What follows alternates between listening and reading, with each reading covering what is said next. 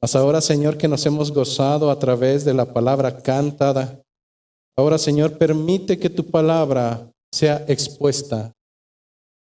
Pues, amado Señor, no es a través de obras de teatro, no es a través de pancartas. Señor, a ti te plació que fuera a través de la locura de tu predicación, de la predicación, que los corazones fueran confrontados.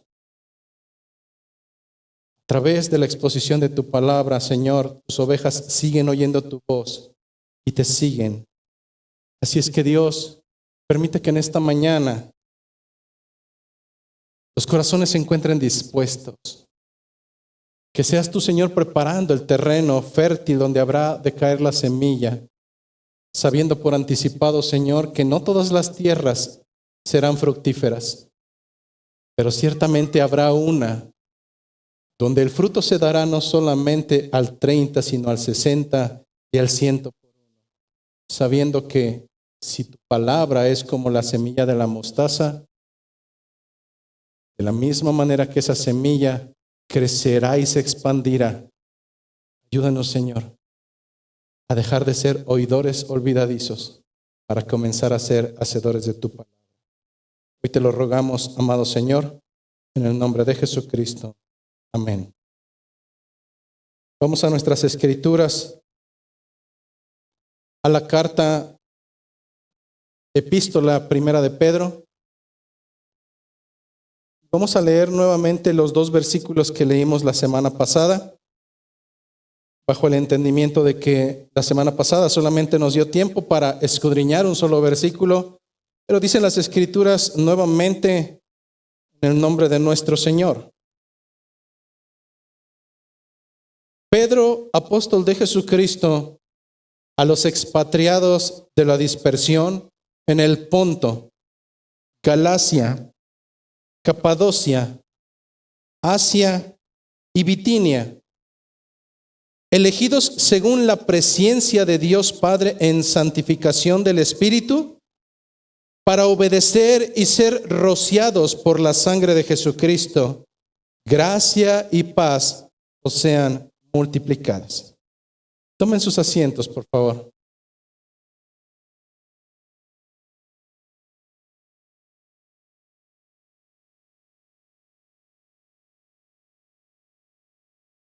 A manera de recapitulación para aquellos que es la primera ocasión que están con nosotros, dejamos claridad que no es que cada mañana yo me despierte y diga, ¿de qué voy a hablar hoy? Eso es peligroso, porque probablemente si alguien movió mi sentir el día de ayer y hago una predicación temática, hay una alta probabilidad de que en mi carnalidad yo venga a exponer lo que mi corazón sienta, y eso no es correcto, porque mi corazón es engañoso, es traicionero. Y es por eso que nosotros como iglesia hacemos una predicación expositiva y al mismo tiempo secuencial. Así hemos abarcado libros enteros como el Evangelio de Mateo, como Primera y Segunda a los Corintios, como Primera Timoteo y Segunda Timoteo, etc. Hemos escudriñado libros como Jonás, como Oseas, como Ageo. Y de esa manera damos entendimiento que escucharemos no lo que tú quieras ni lo que yo quiero, sino lo que el Señor ha escrito. Y haciendo una recapitulación, la semana pasada abarcamos solamente un versículo de esta hermosa carta. Y nosotros a manera de recapitulación recordamos que es una carta que se estipula desde un inicio que fue escrita por un hombre llamado Pedro. Este es el nombre que Jesucristo le puso y el cual se conoce como piedra o piedrecilla en griego. Pero también a este hombre lo conoceremos como Cefas, que significa lo mismo, piedra o piedrecilla, pero esto es en el idioma arameo, y cuyo nombre original es Simón, hijo de Jonás. Es este hombre quien escribe esta carta, quien se identifica a sí mismo como apóstol, como enviado, apóstolos, pero no enviado de cualquiera, sino enviado de Jesucristo, nuestro Salvador y nuestro Redentor. Si bien esta carta primera vista pareciera que va identificada y dirigida hacia integrantes de naciones o ciudades en específico, como lo son el Ponto, como lo son Galacia, Capadocia, Asia y Bitinia. En realidad, nos daremos cuenta a lo largo de la Escritura que este sentido físico no es realmente en el cual está escribiendo Pedro, sino que nos daremos cuenta que la carta tiene mucho mayor alcance y que va escrita no a los exiliados, no a los expatriados de aquel entonces, sino a todos aquellos que siendo ciudadanos de otra nación, la cual hemos cantado en esta mañana, se encuentran lejos de su patria y por ser extranjeros en una tierra a la cual no pertenecen, serán susceptibles de burlas, serán susceptibles de maltratos, serán susceptibles de agravios. Jesucristo dejaría claridad que esa sería la marca de esos extranjeros y de esos peregrinos. Que cualquiera que estuviera dispuesto a seguirle debería de tener conciencia plena de que la tribulación y la angustia no sería probable, sino sería necesaria en su vida. Dejaría claridad de la misma manera que vendrían enemigos, y los enemigos no vendrían de afuera, los enemigos vendrían dentro de su misma casa. Dejaría claridad que Él no vino a traer paz, hermanos. Cuando hablamos acerca de Jesucristo y nos viene ese pensamiento de, bueno, es que Cristo es amor, y a veces lo utilizamos para solapar y justificar pecado. No, hermano. Cristo dejó claridad que Él no vino a traer paz, Él vino a traer espada. Seguir a Cristo trae implicaciones, y de tal manera que la carta tiene un sentido mucho más amplio y por tanto nos hace destinatarios y depositarios de ese mismo consejo. Pues no solamente fueron exiliados los que físicamente en el tiempo de Nerón, el emperador, fueron expulsados de Roma a raíz de la cristiandad y que años más tarde sufrirían persecución y muerte a filo de espada, entre los dientes de los leones, a manera de burla. No, hermano, este mismo mensaje va dirigido para hombres y mujeres de diferentes épocas, de diferentes tiempos, de diferentes ciudades, de diferentes pueblos, de diferentes lenguas, de diferentes naciones. Hombres y mujeres que al igual que aquellos hermanos en menor o mayor grado, serán susceptibles de las mismas marcas que conlleva seguir a Cristo. Pues Él dejaría claridad que aquel que quiera seguirle no estará pasivamente en una silla, todo tranquilo. No, hermano. El Señor dejaría claridad que cualquiera que estuviera dispuesto o quisiera seguirle, tendría que primero negarse a sí mismo. Y qué complicado es, hermano, qué complicado es negarnos a nosotros mismos. Mayormente en esta época donde todo nos ofende y donde los primeros, y en el primer listado y en el primer escalafón, no es ningún otro, ni siquiera Cristo, sino nosotros mismos. Aquel que quisiera seguir a Cristo, dejaría claro, debe de negarse a sí mismo, sus sueños, sus pensamientos, sus anhelos, su propia integridad. Pero no solamente eso. Un discípulo de Jesucristo debería de estar dispuesto a tomar ese instrumento sobre sí, ese instrumento de muerte, ese instrumento digno de burla, por cuanto fue diseñado para los peores criminales. Cualquiera que quiera venir en pos de mí, deberá negarse a sí mismo, tomar esa cruz digna de burla y seguirme. Es esta carta precisamente, hermanos, dirigida en un sentido espiritual a todos aquellos hombres y mujeres que a lo largo de la historia han invocado el nombre del Padre, aquel que no hace distinción, aquel que no hace acepción de personas. Es esta carta destinada en un sentido espiritual a los que viven en esta nación terrenal sin pertenecer a ella, anhelando su patria celestial, a aquellos que anhelan llegar a su patria, el reino de los cielos. Esa ciudad donde lo cantábamos, hermanos, donde Dios nos recibirá de una manera hermosa.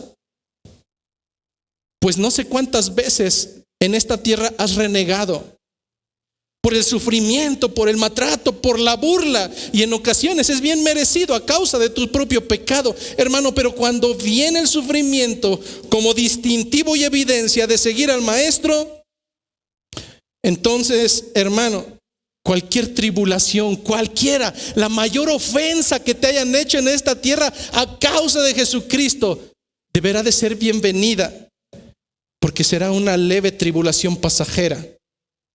En aquel día dicen las Escrituras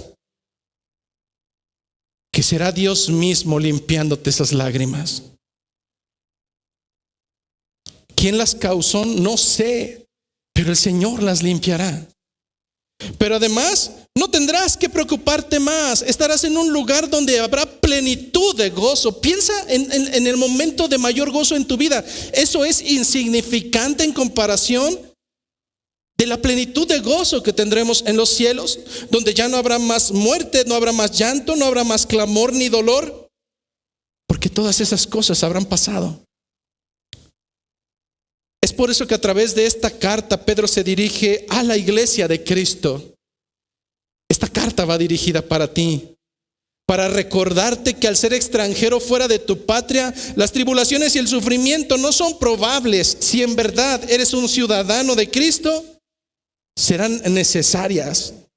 Que seguir a Cristo traerá consecuencias que humanamente no son agradables, pero que sin embargo, compartir los mismos sufrimientos de Cristo será un gozo al saber que son evidencia de su propia gloria. Por tanto, hermanos, Pedro escribe esta carta con una finalidad muy clara. Aun cuando toma diversos temas como la salvación, como la conducta del creyente en esta tierra, el objetivo de Pedro es claro: darnos ánimo, llamándonos no a caer, hermanos, sino a resistir a través de la fe, a través de la certeza y la convicción de lo que nos espera, viendo que los mismos padecimientos se van cumpliendo en nuestros hermanos en todo el mundo, en mayor o menor grado, pero así será. Sabiendo que después de padecer un poco de tiempo, Jesucristo mismo te perfeccionará, Jesucristo mismo te afirmará, Jesucristo mismo te fortalecerá y Jesucristo mismo te establecerá. Debido a que el concepto que estaremos tratando a lo largo de diferentes capítulos tiene que ver con la ciudadanía, es necesario recordar y antes de comenzar dejar claridad que es una ciudadanía.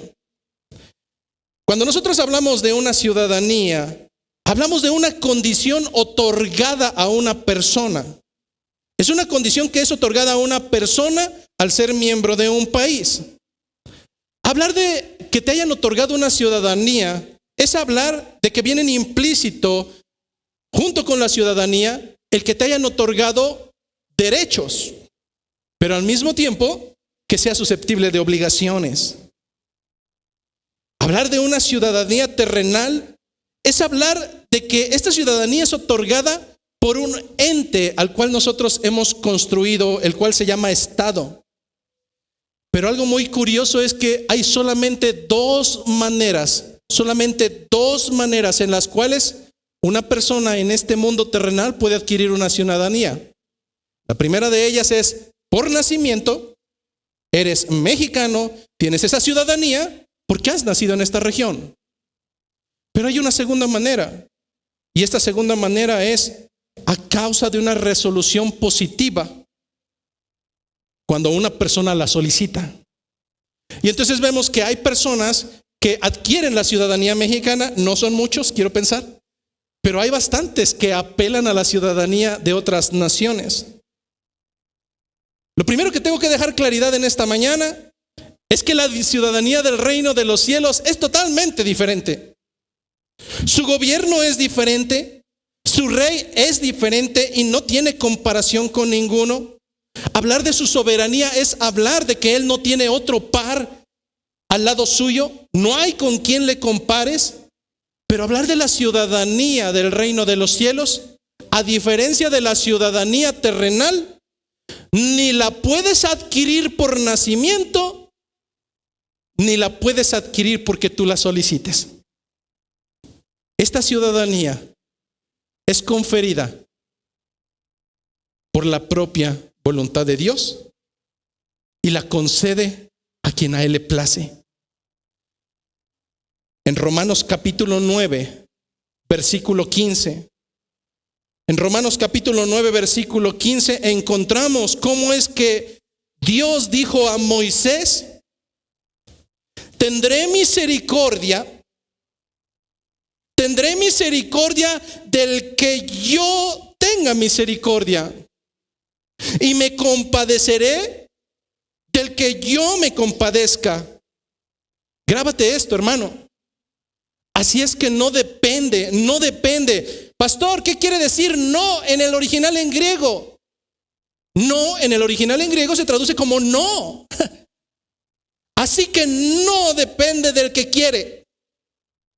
No depende del que corre, sino de Dios, quien tiene misericordia. Así es que en esta mañana estaremos hablando de una ciudadanía que no se te brinda por nacimiento. Quítate de la mente ese postulado antibíblico y herético de que eres cristiano de cuna, porque eso es una aberración antibíblica. No existe tal barbaridad. No existe. Por un lado, la ciudadanía no se da por nacimiento. Tú no eres ciudadano del reino de los cielos porque vives porque eres hijo de creyentes o porque eres hijo de ciudadanos del reino de los cielos. No, hermano, seamos honestos y seamos claros. Si tu hijo, por muy pequeño que esté, es inconverso y no ha nacido de nuevo, si hoy muere, va al infierno. No hay ciudadanía por nacimiento, al menos no en el reino de los cielos. Pero por otro lado, también debemos evitar esa postura de decir: yo la busqué, yo lo elegí, No. Hoy dejaremos claro que ambas propuestas, a diferencia de la ciudadanía terrenal, no son posibles en cuanto a la ciudadanía del reino de los cielos. Así es que el esquema del día de hoy será sumamente sencillo. Estaremos abarcando 3 segmentos para poder abarcar el esquema del proceso de la ciudadanía. Y veremos de manera muy concreta que la ciudadanía del reino de los cielos se da por 3 elementos en base al texto que hemos leído ya. Primer elemento, llegaremos a la conclusión, o ese será nuestro objetivo, llegar a la conclusión de que la elección es por parte de Dios. Y no hay otro medio, no lo hay. Pasaremos por un segundo segmento en el cual dejaremos claridad que esta ciudadanía del reino de los cielos solamente puede ser gestada o solamente puede ser otorgada a través de la santificación del Espíritu Santo. No hay otro medio, no lo hay. Y dejaremos claridad finalmente que al igual que la ciudadanía terrenal, esto trae obligaciones y beneficios. El tercer punto que veremos es que hay un beneficio, y este es que esa ciudadanía nos limpia de nuestros pecados a través de la sangre de Jesucristo. Que esa ciudadanía ha sido pagada a través de la sangre de nuestro Salvador Jesucristo. Así es que, hermanos, comencemos en esta mañana por la primera característica de la ciudadanía del reino de los cielos, y esta nos dice que somos elegidos única y exclusivamente por Dios. Así Así lo dice el inicio del versículo número 2. Elegidos según la presciencia de Dios Padre. Presciencia. ¡Wow! ¡Qué científico! ¿A qué se refiere esto? La gramática de nuestro idioma y la gramática del idioma original son importantes porque a raíz de ellas comprenderemos cuál es el mensaje que nos están dando a conocer. Cuando nosotros hablamos de que somos elegidos según la presciencia de Dios Padre, se utiliza esta palabra presciencia y en la Biblia interlineal, es decir, cuando vamos al idioma en el original, la palabra utilizada que se traduce como presciencia es la palabra griega prognosis. Esta palabra es muy interesante, hermanos, porque usualmente la prognosis no es muy habitual, al menos no en los seres humanos. La prognosis se traduce como el conocimiento previo de algo antes de que exista. Hay casos muy puntuales donde nosotros podemos tener conciencia y conocimiento previo de algo que no existe antes de que nazca. Sabemos que cuando una mujer gesta, cuando está en el periodo de cinta, sabemos qué es lo que va a venir.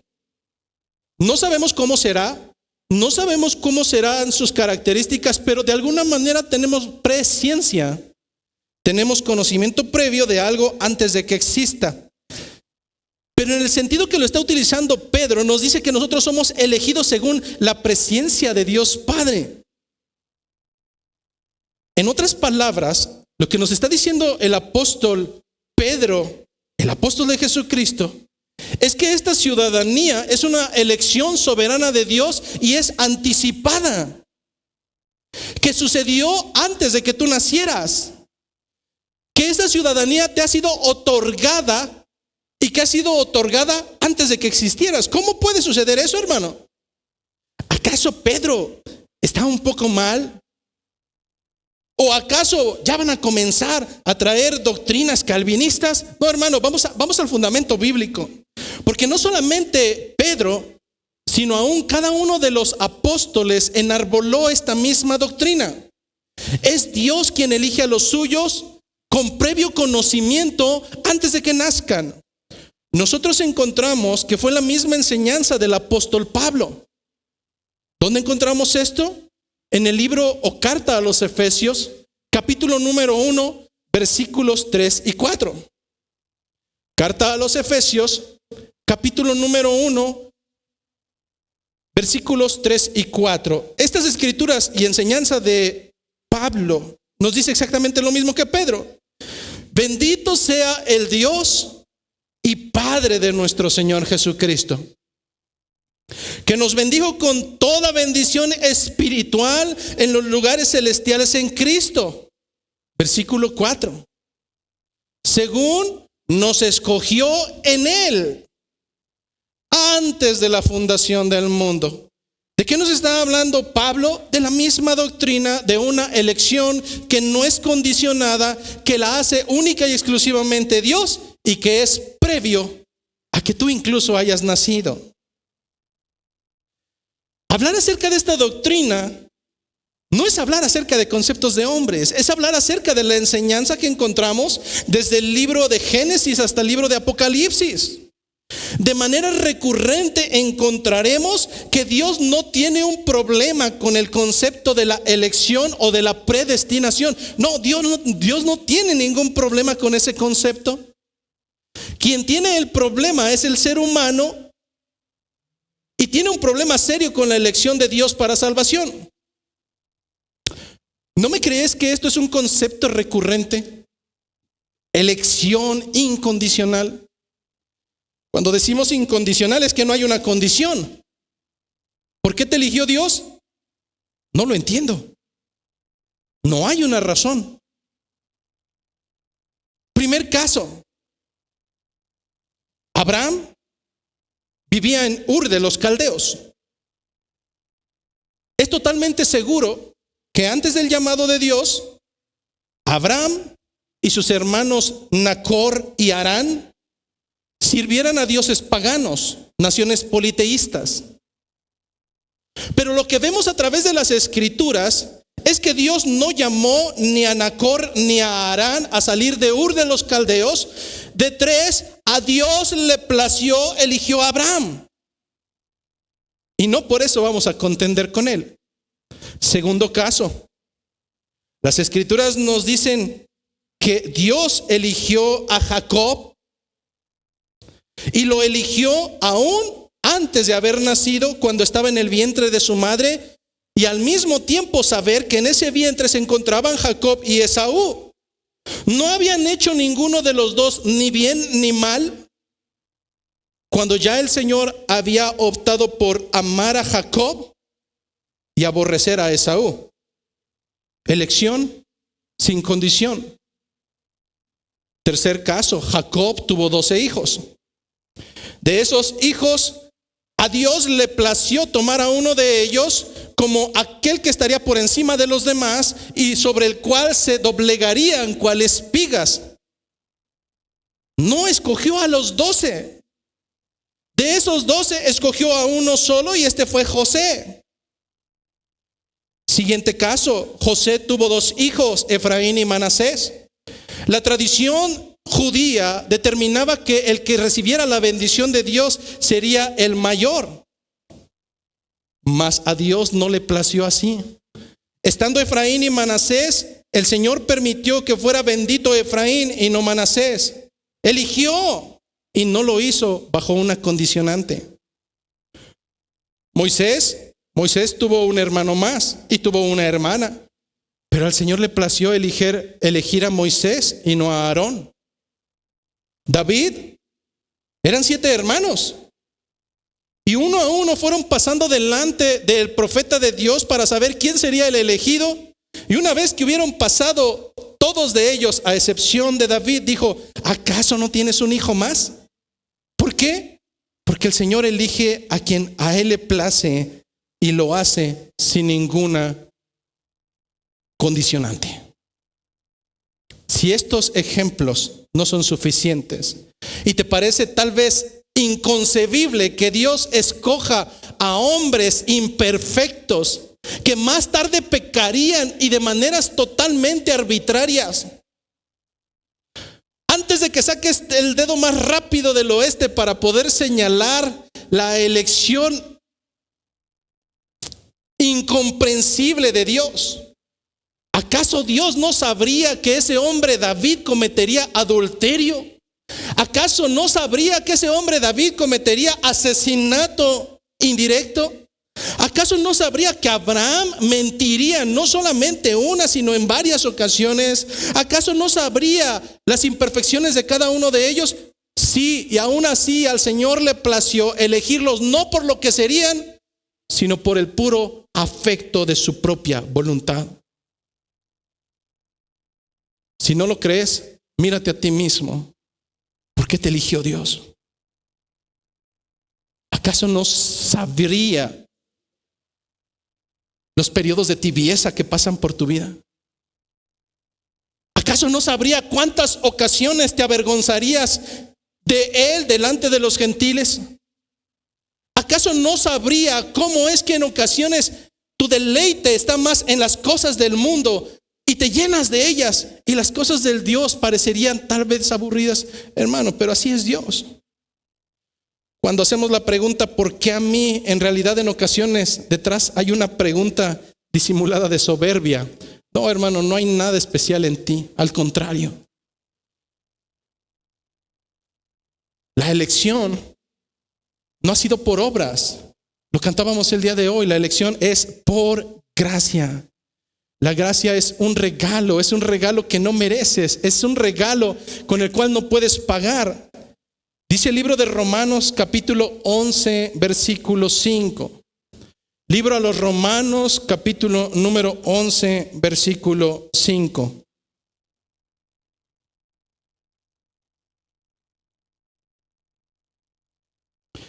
Dicen las Escrituras: así también aún en este tiempo ha quedado un remanente escogido por gracia. Veíamos en semanas pasadas que es un remanente lo que quedó después de que todo lo demás se pervirtió. Es el resultado, el resto. Bueno, así también en este tiempo ha quedado un remanente escogido por gracia. Y si es por gracia, entonces ya no es por obras. De otra manera, la gracia ya no es gracia, y si por obras ya no es gracia. De otra manera, la obra ya no es obra. A ver, pastor, ¿qué quiso decir con todo eso? Que si la obra, que si la gracia. Vamos a barajear un poco más despacio. Si tú eres un creyente que piensa que tiene que hacer ciertas cosas que no están estipuladas en el fundamento de Dios para alcanzar su gracia. Oh, si el Señor me dio este talento y entonces yo lo tengo que poner en práctica para ministrar al pueblo y llevarlos delante de la presencia del Señor. ¿Has escuchado eso? Bueno, entonces, como tú estás considerando que lo que haces es para ganar puntaje, entonces ya no es un regalo. Ahora se te tiene que pagar desde tu perspectiva, y entonces ya no sería gracia, sería un salario. Porque entonces Dios te tendría que estar pagando por lo que tú haces. No, hermano, eso no es bíblico. Lo que encontramos es que no hay una razón, al menos no perceptible. A Dios no le place revelar la razón por la cual elige a hombres y mujeres nauseabundos, hombres y mujeres vergonzosos, hombres y mujeres totalmente perversos e imperfectos. Algunos de ustedes dirán, no, ¿qué le pasa? Yo soy bueno. No eres bueno. No. Lo hemos visto semanas atrás. Eres ladrón, eres mentiroso, eres soberbio, eres altanero, eres blasfemo, eres transgresor. No hay hombre bueno, eso no lo repiten las escrituras. No hay hombre bueno, ni siquiera uno. No hay quien entienda, no hay quien busque a Dios, no lo hay, hermanos. Así es que la pregunta no debiera ser ¿por qué a mí?, sino ¿para qué? Y ahí es donde pocos de ustedes se cuestionan. La pregunta no es ¿por qué a mí?, sino ¿para qué a mí? Y ahí es donde pocos de ustedes se cuestionan. Porque la soberbia del hombre lo lleva a pensar que es salvo por gracia para poder ser altanero. Y no es así, esa no es la razón de las escrituras. Si nosotros encontramos que hay una elección, esta elección no es para ver qué pasa. Hermanos, me preocupo y de verdad me ocupo cuando alguno de ustedes cae en pecado y su respuesta es, sí pequé, pero ya me... Y sigue con, no hay contrición de corazón, no hay convicción de pecado, no hay conciencia de que es nauseabundo cuando transgrede la ley de Dios. Y eso es preocupante, hermano. De verdad es sumamente preocupante. Porque la elección no es una elección de okis, no es una elección de a ver qué pasa. No, hermano, si realmente, y vuelvo a reiterar, si realmente el Señor te ha elegido, es porque tienes un propósito. Y no el propósito del cristianismo moderno de Dios tiene un buen propósito para tu corazón y tu vida. No. Hay un propósito claro y está escrito en el fundamento de Dios. ¿Dónde lo encontramos? En la continuidad de Efesios 1. Regresamos a este texto que ya habíamos leído y ahora vamos a leer la continuidad y vamos a retomar lo que hemos leído ya. Efesios capítulo 1.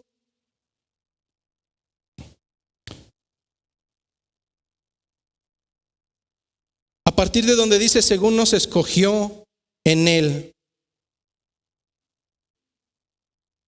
Entonces dice el versículo 3, según nos escogió en Él antes de la fundación del mundo. Y es ahí donde todos decimos, sí, gloria a Dios, amén. Gloria a Dios que nos escogió, bendito sea el Señor. Pero aquí viene la parte, tal vez la cual has descuidado y no te queda claridad que no puede haber ciudadano sin obligaciones. Continúa diciendo después de una coma, para que fuésemos santos y sin mancha delante de Él. ¿Cuál es el objetivo? ¿Cuál es el propósito? Para que fuésemos santos y sin manchas delante de Él. En amor, habiéndonos predestinado para ser adoptados hijos suyos por medio de Jesucristo, según el puro afecto de su voluntad. Mucha gente no me cree, pero a veces no es necesario ir a tu casa para saber cómo educas o cómo es tu hogar. A veces no es necesario. A veces solamente será justo poder ver el comportamiento de tus hijos. Con eso bastará, de verdad. En muchas de las ocasiones no es necesario ir hasta tu hogar para ver de qué manera vives. No, hermano, basta con ver a tus hijos. Podemos decir, bueno, de 2 uno se me descarrió, pero 2 de 2 o 3 de 3, ahí hay un problema. ¿Sabes por qué el niño es tibio? Hay una alta probabilidad porque eso lo haya aprendido en casa. ¿Sabes por qué al niño le fastidian estas cosas? Porque hay una alta probabilidad de que en su casa no tenga dirección. ¿Sabes por qué los niños acabando del culto andan corriendo aquí como chivos y subiéndose? Porque no es necesario ir a tu casa para saber que no hay disciplina y que no cuidas a los tuyos. En este sentido, hermanos, si somos adoptados como hijos de Dios, el Señor tiene noción de que los suyos reflejarán el hogar de donde proceden, al cual han sido adoptados, en el cual su ciudadanía no ha sido por nacimiento, ni ha sido por decisión personal, en la cual ellos han sido adoptados por gracia. Y esta característica de los integrantes del reino de los cielos no es que hablen Biblia, sino que vivan Biblia. No es que reciten libros, sino que tengan conductas de acuerdo a la casa de donde dicen provenir, para que fuésemos santos y sin mancha delante de Él. Así es que, hermanos, hasta aquí tenemos, hasta este simple segmento de versículo, tenemos que hablar de la ciudadanía de Dios es una elección que proviene de Dios y que no proviene de los hombres. Hasta el momento, lo que tenemos de manera concreta es, además, que es una elección con un propósito. Dios no te eligió para que sigas siendo un cerdo asqueroso. Aquel que diga Dios me salvó, Dios me limpió y sigo viviendo como un marrano, entonces la pregunta es: ¿de qué te salvó? ¿De qué te limpió? ¿Cuáles fueron los pecados que te quitaron? Yo te veo igual.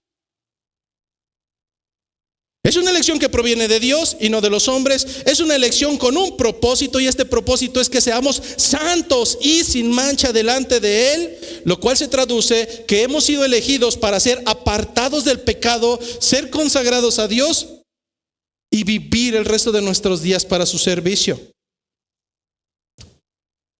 Anda una pregunta rondando, y es la que nos lleva a nuestro segundo segmento. Si no es por nacimiento, y si mis hijos en este momento no tienen ciudadanía, al menos no del reino de los cielos, y si probablemente incluso yo me voy dando cuenta como que no hay una ciudadanía realmente con evidencias, la pregunta importante que tal vez esté rondando en los pensamientos es: entonces, ¿cómo se gesta esa ciudadanía? ¿Cómo sucede? El mismo texto de Primera de Pedro, capítulo número 1, versículo 2, segundo segmento, nos da la respuesta. Esta ciudadanía sucede a través de la santificación por el Espíritu Santo. Este ejemplo lo hemos puesto en algunas otras ocasiones. Justamente ayer hablaba con una persona acerca de cómo es que yo me acuerdo cuando comencé a ser creyente y era sumamente soberbio. Bueno, yo creo que cuando asistía inicialmente a una iglesia, no puedo decir que era creyente. Mi esposa se debe de recordar cuando en el púlpito se decía: pónganse de pie. ¿Qué hacía ese mundano, soberbio y altanero? No me voy a poner de pie, me voy a sentar. Y cuando decían por favor, siéntense, yo me paraba. Es decir, había realmente unas ganas de contender. En mí no habitaba el Espíritu de Dios. Habitaba cualquier otro, pero no el Espíritu de Dios. Pero imaginemos por un momento que sucede exactamente lo mismo. Imaginemos que en este momento llega una autoridad que realmente merece que tú la nombres autoridad. No este chistoso que está delante, no, que llegue una autoridad a la cual sí vas a respetar. Y supongamos que de repente todos, sin excepción, se ponen de pie. Y este mandatario empieza a hablar con ustedes y se da cuenta que en verdad no todos se pusieron de pie. Hay uno que no se puso de pie. Hay uno que no se puso de pie. Llama a los guardias y les dice, por favor, sáquenlo. Sáquenlo, por favor. Todos se pusieron de pie, menos él. No me respeta. Cuando se acercan con él y empiezan a hablar, dicen, oiga, señora autoridad, lo que pasa es que hay un problema con él. Bueno, hay dos problemas. El primero de ellos es que usted no se ha dado cuenta que no tiene piernas. Pero el segundo problema es que aun cuando no puede ponerse de pie, hay un segundo problema y es más grave. Y es que no solamente no puede, sino que además dice, aunque tuviera piernas, no me pondría de pie frente a esa sabandija. Hay dos problemas. Un problema es físico y otro problema está en su corazón. Esa persona está imposibilitada para poder rendirse delante de aquel mandatario. No quiere, pero tampoco puede. Lo que la gran mayoría de ustedes no se ha dado cuenta es que el mundo está imposibilitado. Tú mismo estuviste imposibilitado para poder rendirte delante de ese gran rey. Me atrevo a ir más adelante.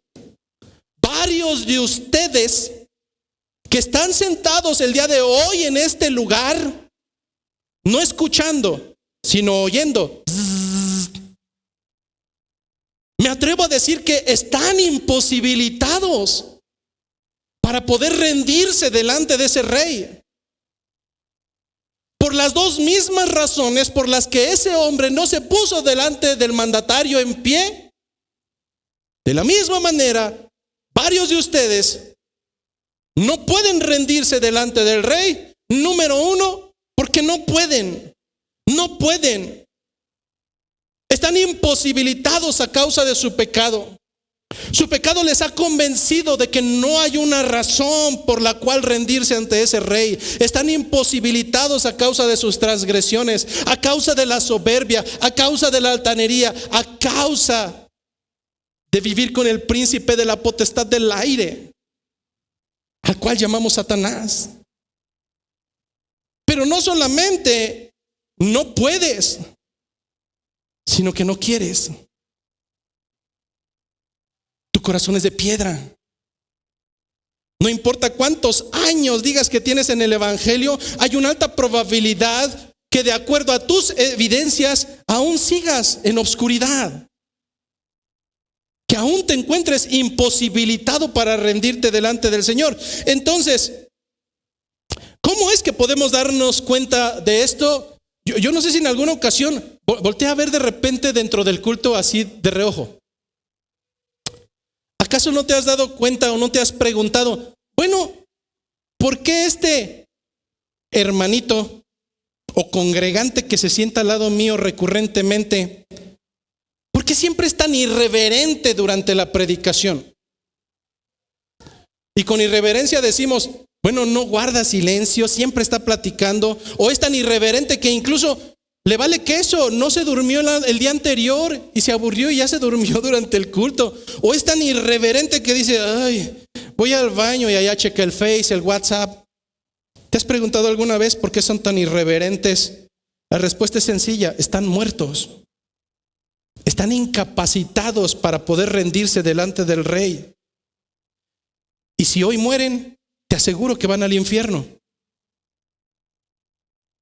No han alcanzado gracia. ¿Alguna vez te has preguntado, segundo escenario, por qué es que tienes conocidos, familiares, hijos, a los cuales les has predicado incansablemente el evangelio de Cristo,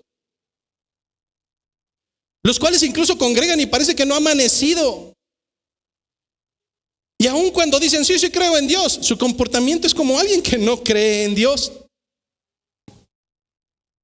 ¿Alguna vez te has preguntado por qué en ellos no hay convicción de pecado? ¿Por qué no creen que han transgredido? Ellos se sienten buenos. Ellos dicen, no, yo no he transgredido nada. De hecho, se consideran buenos y por tanto en su pensamiento no existe la posibilidad de necesitar un Salvador y mucho menos de que irán a juicio. La respuesta es la misma. Porque están incapacitados. No quieren y no pueden. Porque están muertos. Y si el día de hoy mueren, te puedo asegurar, de acuerdo a las Escrituras, que irán al infierno. En este sentido y en otras palabras, en ellos, en ambos casos y en muchos otros más, no ha obrado el Espíritu de Dios. No ha obrado el Espíritu Santo. Juan capítulo 16, versículo 7. Juan capítulo 16, versículo 7.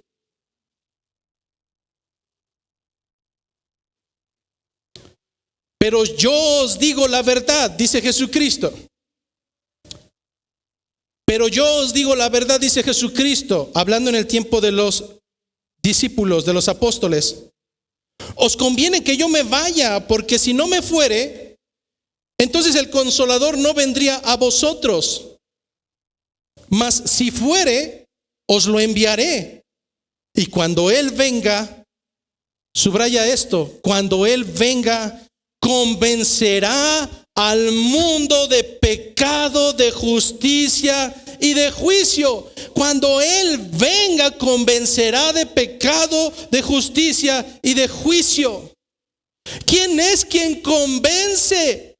Tu retórica, tu lógica, tu insistencia, tu capacidad de hacer eventos evangelísticos. No, hermano, esos son baratijas, son inservibles. Quien hace la conversión, quien convence, quien hace posible la elección de un ciudadano del reino de los cielos es el actuar previo del Espíritu de Dios.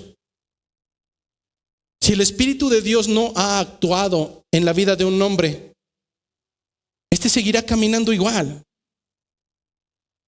Este seguirá pensando que cada que comete una transgresión, bien se lo tiene merecido el otro. Será una persona que incluso cuando le digan cuáles son sus errores, se ponga como una fiera totalmente agresiva, diciendo: yo no tengo problemas, vaya y llámele la atención a otro, a mí no me esté fastidiando. ¡Wow! Un hombre o una mujer nacido de nuevo. No, lo único que podemos ver es que no ha habido una conversión. No hay un obrar del Espíritu de Dios, el cual, si hubiera obrado en él, entonces este hombre o esta mujer estaría convencido de que ha pecado. Estaría totalmente convencido de que un día vendrá la justicia de Dios y por tanto a través de juicio el Señor separará a un lado a las ovejas y a otro lado a las cabras.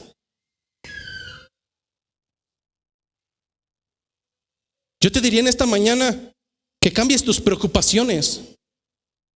De verdad.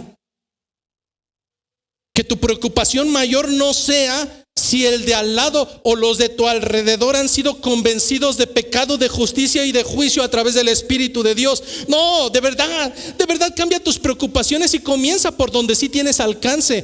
Tu preocupación mayor debiera ser preguntarte si tú mismo en verdad estás convencido a través del Espíritu de tu pecado.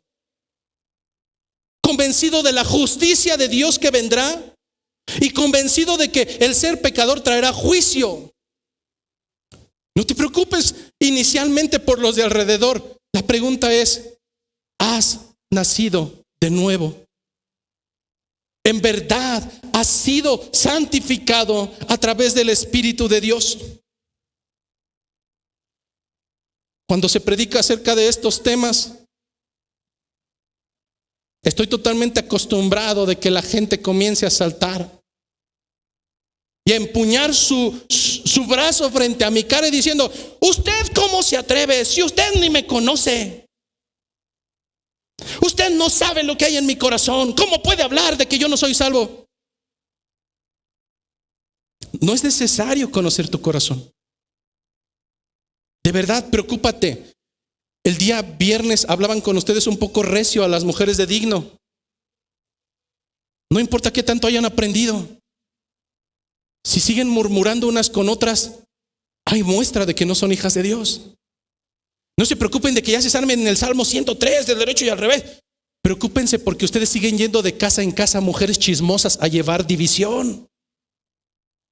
No se preocupen de que si llego temprano o llega tarde. Preocúpense de que hay una alta probabilidad de que no han nacido de nuevo. Y que si hoy mueren irán directamente al infierno. Ay, aquí solamente predican de eso. Eso fue lo que predicó Jesucristo, hermanos. Eso fue lo que predicó Juan Bautista. Eso fue lo que predicó Pablo. Eso es lo que sigue predicando Pedro. Hermano, no me importa, de verdad, que no sea la predicación que tú esperas, pero te amo con todo mi corazón. Y sé que si tú no procedes a arrepentimiento a través de la obra del Espíritu de Dios, sé dónde terminarás. Pablo hacía una alusión con aquellas personas a las cuales les predicaba, a las cuales adoctrinaba y decía: me han causado dolores de parto. Mujeres, ustedes saben lo que es un dolor de parto. Es un dolor prácticamente insoportable. El hombre no está diseñado para resistir tal umbral de dolor. Eso es lo que causaban los necios hermanos en Cristo, los inmaduros a Pablo. Hermano, que no seas tú un dolor como de parto para esta iglesia. Que no seas tú una vergüenza y un dolor como de parto para esta iglesia. No fuiste llamado a suciedad ni a porquería. Fuiste llamado a ser santificado a través del Espíritu de Dios. ¿Por qué me atrevo a decir que aunque no conozco lo que hay en tu corazón, te puedo decir que tus evidencias hablan? La Escritura nos dice en Lucas 6:45 que de la abundancia del corazón habla la boca. No es necesario saber que eres un apático en tu corazón cuando eres apático en la iglesia. ¿Alguna vez uno de ustedes se atrevió a decir: usted no me conoce por 2 horas? Bueno, por 2 horas me doy cuenta que eres un patán. Si durante 2 horas no puedes tener un poco de hipocresía en la iglesia, imagínate cómo eres en casa. No es necesario conocer tu corazón. No es necesario. De la abundancia del corazón habla la boca y se expresan nuestros miembros. La promesa del Señor para el nuevo pacto no fue el mandar a su Espíritu para que siguieras caminando igual. Y aquí es donde viene la preocupación. Si te pidiéramos hacer una evaluación de los pecados y los defectos del que se encuentra a tu lado, lo hemos dicho en otras ocasiones. Pásenme otra hoja. Ay, ya se acabaron todas y no termino. ¿Y qué tal que te decimos? En esa misma hoja en blanco, inicia con una autoevaluación. ¿Será pecado llegar tan temprano a la iglesia? ¿Será pecado confrontar a los hermanos? No, dejémonos de tonterías, en verdad. La autoevaluación, hermano, ¿quién conoce tu corazón? Lo conoce Dios. Y Él es quien lo va a enjuiciar. Pero aparte de Dios, ¿sabes quién conoce a ese necio y engañoso corazón? Tú mismo.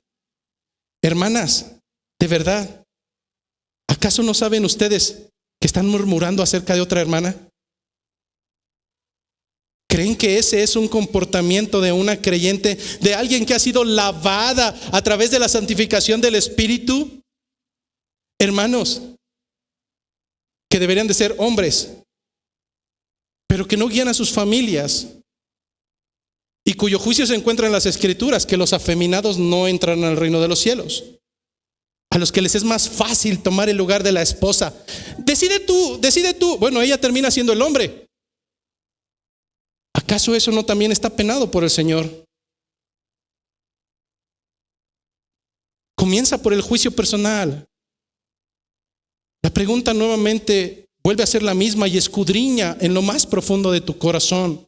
No importa que hayas sido líder en no sé dónde tantos lados y que seas apologeta y evangelista y arcángel y super saiyajin. No me importa. Escudriña en lo más profundo de tu corazón. Tú que conoces tu propio corazón, que es engañoso, escudriña y sé honesto, sé honesta contigo mismo. Y si encuentras porquería que se está anidando, y si encuentras el agua cuando se empieza a acumular después de unos días, ya no es solamente agua. Tiene maromeros, tiene insectos, después tendrá champujones, después será una cloaca asquerosa. Escudriña en tu corazón. si no habrás dejado acaso un poco de residuos de agua, que actualmente estancada ya es una suciedad. Y que a través de los domingos, sí Señor, alabado seas, alabaré tu nombre. Escudriña tu corazón. Escudriña tu corazón. Ayer me preguntaba una hermanita, ¿qué es ponerse a cuentas? Escudriña tu corazón. Y si ves que hay suciedad, arrepiéntete, pide perdón, pero no de ese perdón de, hermanita Julia, perdóneme, sí, ya gracias, bye. No, eso son tonterías, de verdad, hermano, hermana, deja de engañarte. Si no has nacido de nuevo y hoy mueres, sé dónde vas a despertar. El ciudadano del reino de los cielos es santificado a través del Espíritu de Dios. Ezequiel 36, 26 al 27, la promesa cientos de años atrás, antes de la llegada de Cristo, antes del día de Pentecostés, antes de que el Espíritu de Dios fuera una realidad permanente en su pueblo. Ezequiel 36, el profeta en el versículo 26 dio esta promesa por parte de Dios diciendo, os daré corazón nuevo, corazón nuevo. Ay, entiendan a la hermanita, ¿no ven que está bien estresada? ¿No ven que tiene? ¿En serio hay justificante para pecar? Díganme, porque en las escrituras no lo encuentro. No hay justificante. Dijo el Señor, os daré corazón nuevo. El Señor no dijo, haré como que les daré un corazón durante 2 horas. No, os daré corazón nuevo. Le está hablando a los ciudadanos del reino de los cielos en el nuevo pacto, y pondré espíritu nuevo dentro de vosotros, a su espíritu mismo. Y quitaré de vuestra carne el corazón de piedra, lo quitaré y os daré un corazón de carne, y pondré dentro de vosotros mi espíritu y haré que andéis en mis estatutos. Dijo el Señor, a través de ese espíritu haré que andéis en mis estatutos y que guardéis mis preceptos y que los pongáis por obra. Hasta este momento encontramos a través de la carta de Pedro que hay una elección que proviene de Dios, que tiene un propósito, y que sea que camines en santidad a través del Espíritu Santo. Y cuarto elemento que vamos sumando ahí es que debe de haber una evidencia de ello. Debe de haber una evidencia de ello. Tomás, usted que es bien honesto, si yo llego y le digo, aquí entre nos, Tomás, yo soy Superman. Bueno, primero ya se rió. ¿No me cree que soy Superman? No, Tomás me va a decir, ¿cómo vas a ser Superman? Superman tiene cuadritos, no lavadora. Superman tiene churritos aquí, no es lacio. Superman vuela, Superman tiene poderes. Entonces, ¿no me crees que soy Superman? Él me dirá, no, tú eres un payaso. ¿Por qué utilizo la palabra payaso? Porque payaso es alguien que se disfraza de alguien que no es para dar risa. No, tú eres un payaso. ¿Qué pensarías de alguien que dice, soy cristiano? Bueno, soy cristiana. Y ves que murmura, y ves que chismosea, y ves que lleva, y ves que trae, que hace división entre la iglesia. Ves que hace muchas cosas que diría lo mismo que Tomás. Tú no eres cristiana, tú no eres cristiano. Tú eres un payaso, alguien que se disfraza de alguien que no es y que además da risa. Lo que nos dice el tercer segmento, unificado a este segundo, es que si somos lavados a través del Espíritu Santo o santificados a través del Espíritu Santo, debe de haber una evidencia, y dice para obedecer, para obedecer, para obedecer. Eso dice el texto base. A lo largo de toda mi vida como pastor y como creyente, solamente he conocido 2 tipos de personas, no más. Solamente 2 tipos de personas, de verdad. Primer perfil, personas que caminan en carnalidad. Segundo perfil, personas que caminan en las intenciones espirituales. ¿Por qué me puedo dar cuenta que solamente hay estos 2 tipos de perfiles? Porque sus evidencias los delatan. En ambos casos hay evidencias. ¿Alguna vez jugaste en esos baby shower que te tapaban los ojos y te decían, tienes que adivinar qué es lo que vas a comer? Pues es Gerber de mango. Ni hay, ¿verdad? Creo. ¿Por qué sabes que es Gerber de mango? Porque sabe a Gerber, porque sabe a mango. Te destapas los ojos y dices, sí, es Gerber de mango. ¿Cómo sabes que alguien camina en carnalidad? Porque manifiestas son sus obras de la carne. Se manifiestan, no es necesario buscar.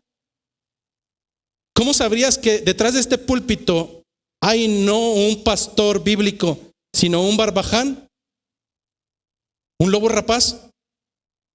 Porque lo que habla no concuerda con lo que vive. Porque no hay evidencias. Sus evidencias son de andar en la carne. De tal manera que los que practican y manifiestan las obras de la carne, dicen las Escrituras, los que practican tales cosas no heredarán el reino de Dios.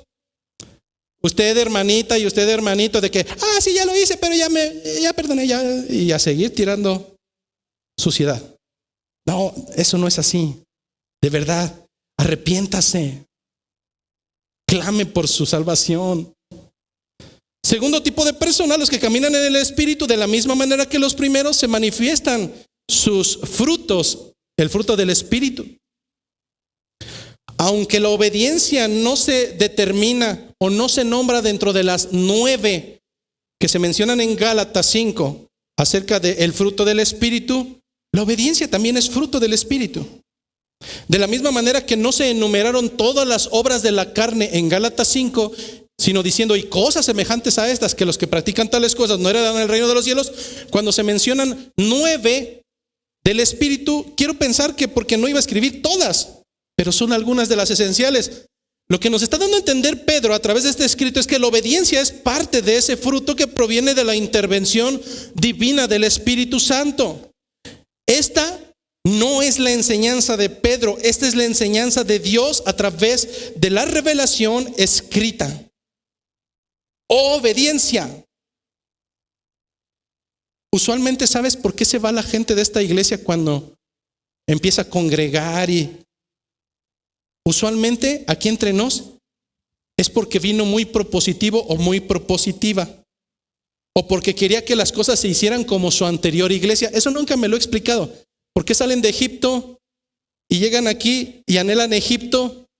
Regreses a Egipto. Pero usualmente la gente que se va de la iglesia es porque no se hicieron las cosas a su manera. Y en este sentido, tengo que dejar claridad. Jamás será prepotencia el hacer las cosas conforme a lo escrito. Hermano, de verdad, el Señor nos ha llamado a obediencia. Ten en cuenta que al final de los días, en el día del juicio final, habrá alguno de ustedes que llegará delante del Señor el día del juicio totalmente convencido o convencida de que es creyente. Esto nos lo narra Mateo 7:21. Señor, Señor, en tu nombre hicimos esto y aquello. Y no solamente echamos demonios fuera, sino muchos. ¿Qué les dirá el Señor? Mateo 7:21. No todo el que me diga Señor, Señor entrará en el reino de los cielos, sino ¿quién? El que hace la voluntad de mi Padre que está en los cielos. Traducción, ¿quién entrará? El que obedece. Pero nosotros no obedecemos para ganar el cielo, sino porque hemos ganado el cielo, obedecemos. ¿Qué es lo que pasa con alguien que le rehúye y detesta la sujeción? Hermano, hay una alta probabilidad que no hayas nacido de nuevo. Si en tus postulados está de, yo me sujeto a Dios, pero no me sujeto a los hombres, así es que pastor, no voy a hacer lo que tú digas. Sujetados los unos a los otros. Jóvenes, sujetados a vuestros pastores, como aquellos que habrán de dar cuentas por sus almas. ¿Qué diferencia hay entre una oveja y una cabra? Parecen igual. Casi los ruidos son los mismos. Para los que no sabemos nada del rancho, nos las ponen enfrente y decimos, ¡ay, son gemelitos! No. Aparte de que la cabra, a diferencia de la oveja, tiene el pelo sumamente feo, risposo, rasposo. Otra diferencia es que mientras la oveja es silenciosa, el otro es escandaloso. Las cabras son escandalosas. Una tercera característica es que mientras la oveja solamente come pasto verde o vegetales, la cabra come suciedad, incluso su propia suciedad. Es asquerosa, es nauseabunda, come basura. Parecen igual, pero no son iguales. Pero la característica distintiva es que la oveja es dócil, es mansa, es enseñable. La cabra no. La cabra hace lo que le place. Si le pones dentro de 4 paredes y subes a una altura considerable pensando no se va a salir, es tan necia y tan terca que va a decir no me salgo, pues órale, y la encuentras montada por ahí en un árbol. Porque esa es su naturaleza. No hay sujeción, no hay obediencia. Lo que entendemos es que podemos decir yo ya nací de nuevo, he sido lavado por el Espíritu de Dios, fui predestinado desde antes de la fundación del mundo, no me sujeto. Eres un payaso. Mateo 12:46. Mateo 12:46 encontramos la misma enseñanza. Fíjate lo que narran las Escrituras en Mateo 12:46. Dice que mientras él, hablando de Jesucristo, mientras él aún hablaba a la gente, he aquí su madre y sus hermanos estaban afuera y le querían hablar. Imagínatelo, vete a ese momento. Está Jesucristo, está una casa totalmente llena. Nadie puede pasar, nadie puede entrar, ni nadie puede salir. Y de repente alguien llega dentro de la multitud y le dice, maestro, que allá afuera está tu madre y están tus hermanos. No está hablando de la hermandad en Cristo, está hablando de la madre física terrenal y los hermanos físicos y terrenales de Jesucristo. Continúa diciendo, y le dijo uno, he aquí tu madre y tus hermanos están fuera y te quieren hablar. Respondiendo él al que le decía esto, dijo, ¿quién es mi madre? ¿Y quiénes son mis hermanos? Y extendiendo su mano hacia sus discípulos, le dijo, he aquí mi madre y aquí mis hermanos. Traducción, aquellos no son mi familia, estos son mi familia. Versículo 50, porque todo aquel que hace la voluntad de mi Padre que está en los cielos.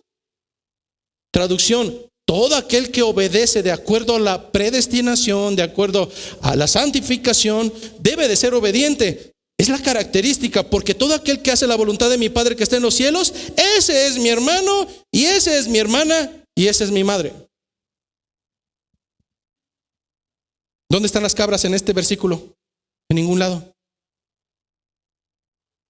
¿Dónde están los desobedientes? Los que la sujeción es algo, olvídense, yo no me voy a sujetar y háganle como quiera. De frente sí digo, bueno, sí, ya voy. Pero tus obras te delatan. Eres cabra. ¿Dónde están en este versículo y en todos los demás? No se encuentran, pero sí se encuentran en el juicio final. Son los que terminarán en el lago de fuego. Así es que hasta el momento Pedro nos ha hablado de la elección que proviene de Dios. Nos ha hablado que tiene un propósito esa elección, que se gesta a través del Espíritu Santo, que habrá evidencia de ello. Y finalmente veremos cómo es que esta ciudadanía no solamente trae obligaciones, que naturalmente obraremos porque hay un espíritu dentro de nosotros. No, hermano, también hay beneficios. Al igual que una ciudadanía, la ciudadanía del reino de los cielos, el punto final, tiene beneficios. ¿Cuál es ese beneficio? Segmento número 3, que seremos limpiados por la sangre de Cristo. Y uno dirá, bueno, ¿y qué tiene de bueno eso? Hermano, piensa por un momento, de verdad piensa por un momento que has transgredido las leyes de tránsito todas, habidas y por haber. Que pensando que te has salido con la tuya, te han estado grabando y tomando fotografías a lo largo de décadas. Imagínate que en ese momento te llaman a la dirección de tránsito y tienen un expediente, el cual tú pensabas que eran hot case como de 3 pisos. No, es tu expediente de transgresor. Y el juez te dice que por cuanto has transgredido no la ley 1, ni 2, ni 3, incluso te lee alguno de los cargos y tú dijiste, yo pensé que eso se podía. La falta de conocimiento de la ley no te exime de ella. ¿Qué te va a decir el juez? Bueno, como fue hace mucho tiempo, estás perdonado. No. Así hayas transgredido la ley terrenal, hablando terrenalmente, desde hace 20 años, se te va a perseguir por ese delito hasta que pagues por él. Ahora imaginemos que no tienes dinero para pagar toda esa suma, por lo cual tienes que ir a la cárcel. Y esa cantidad es sumamente amplia y estarás el resto de la eternidad en esa cárcel. Pero suplicando, tú alcanzas a ver a tu abogado y le dices, abogado, por favor. Y tu abogado te abandona, pero llega otro más. Llega un abogado más, el cual da la orden directa. Libérenlo. Libérenlo. Porque yo pagaré su deuda. Yo sé que esto suena fantástico. Imagínatelo con las tiendas departamentales. Imagínate la misma situación. Alguien de la nada llega y paga una suma totalmente exorbitante y te libera de todas las consecuencias que debiste de haber absorbido en tu propia persona. ¿Es que acaso no te has dado cuenta que es exactamente lo mismo que sucede? Eres un transgresor. Eres un transgresor de la ley de Dios. No importa cuántos años tengas. Así el recién nacido ha nacido bajo transgresión. Eso dicen las escrituras. Si él muere, sabemos a dónde irá. Ay, pero son niños. Bueno, el sentimiento no entra aquí, hermano. Entra la ley de Dios. Si tu hijo inconverso muere en este mismo momento, sabes a dónde va a ir. Pero nuevamente, antes de preocuparte por los de alrededor, vuelve a preguntarte y a escudriñar en tu corazón si en verdad has nacido de nuevo. Porque sin santidad no podrás ver a tu Señor. En el Antiguo Testamento, a través de la ley, al Señor le plació que se llevaran a cabo sacrificios conforme a la ley, conforme a la legalidad. Anualmente, por persona o por familia, tomaban a un cordero o tomaban algún animal que era totalmente perfecto. Y durante un rito en el tabernáculo, aquella familia o aquella persona ponían la mano sobre ese animal y delante de ellos era totalmente degollado, porque a través del derramamiento de sangre había limpieza de pecados. De ahí sale la frase del chivo expiatorio. Un animal que expía mis pecados. Los hebreos tenían que hacerlo año tras año, año tras año, año tras año, porque evitarlo o dejarlo de hacer les daría entendimiento con el tiempo y olvidarían que ellos son pecadores. ¿Acaso no sucede lo mismo con nosotros? ¿Pecador? No, yo no. Yo ya voy a la iglesia. Bueno, con iglesia o sin iglesia, si vives en rebeldía, sabes dónde amanecerás. Sin embargo, el libro de los Hebreos, capítulo 10, nos deja entendimiento que esa sangre de toros y de los machos cabríos jamás pudo quitar los pecados. Jamás los pudo quitar. Solamente los cubría. Imagínate que al final del culto en Protemplo me regalan una torta regalada, una torta bien sabrosa, con mucho aguacate y salsa. Y me la comienzo a comer delicioso. Y sin darme cuenta sucede lo que sucede diario en mi casa. Empieza a escurrir y me mancho el buche. Y le digo a mi esposa, no inventes, todavía falta un tiempo para estar con los hermanos y tengo esta mancha. Me va a decir, eso no se limpia, al menos no ahora. No puede ser limpiado. Lo único que puedes hacer es tal vez cubrirlo. Bájate tu chamarra, pero me va a dar calor. ¿Prefieres la manchota o prefieres el calor? Prefiero el calor. Lo que sucedía en el Antiguo Testamento era sombra de lo que habría de venir. No era la erradicación del pecado, era solamente la cobertura como quien esconde esa mancha. Lo que me dice Hebreos 10, que esto sería sombra de lo que habría de venir, un total perdón. Ahora sí dice Hebreos capítulo 10, versículo 8. Diciendo primero Sacrificio y ofrenda y holocausto y expiaciones por el pecado no quisiste. Se le está hablando a Dios. Ni te agradaron, las cuales cosas se ofrecían según la ley. Y diciendo luego, he aquí que vengo, oh Dios. Está hablando Jesucristo, para hacer tu voluntad. Quítalo primero para establecer ahora esto último. En esa voluntad, tu voluntad, somos santificados mediante la ofrenda del cuerpo de Jesucristo, hecho una vez, una sola vez y para siempre.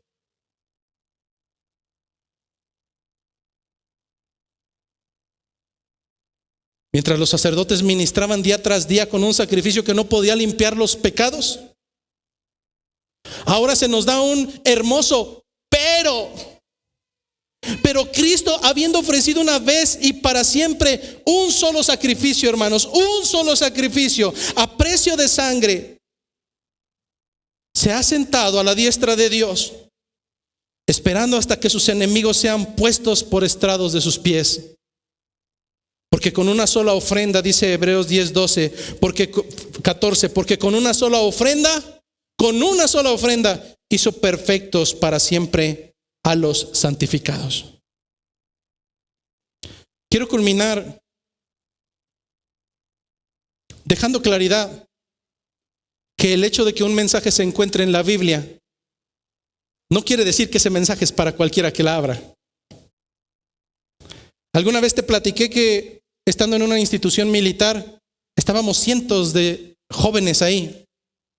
Y uno de mis conocidos estaba hasta el otro extremo y moviendo una cajita de chicles de esos 4 pastillas que existían antes.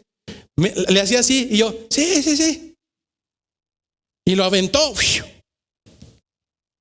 Y entonces cuando vi pasar el chicle por encima de mí, dije, bueno, o no le atinó o qué pasó. Y no volteé y era para su hermano. El mensaje nunca fue para mí. Yo no tenía ese lazo consanguíneo. En esta mañana, de verdad, escudriña tu corazón. Porque si el mensaje está destinado para el remanente, para los que caminan en tribulación en este mundo a causa del evangelio y no a causa de sus pecados, es diferente. Tú puedes tener muchos problemas y es a causa de tu impertinencia, a causa de tu pecado, a causa de tu suciedad. No, hermano, pero este mensaje, al igual que esos chicles, no son para todos. Este mensaje es para aquellos que bajo evidencia de formar parte de la ciudadanía de Dios, viven en obediencia y en sujeción a su palabra. Es por eso que Pedro termina diciendo estas 2 palabras distintivas para el pueblo de Dios y que solamente el pueblo de Dios la comprenderá. Gracia y paz sean multiplicadas para ustedes. Así es que, hermanos, que la gracia, la paz y la misericordia de nuestro Señor sea para con el remanente, el pueblo escogido de Dios. Gracia y paz.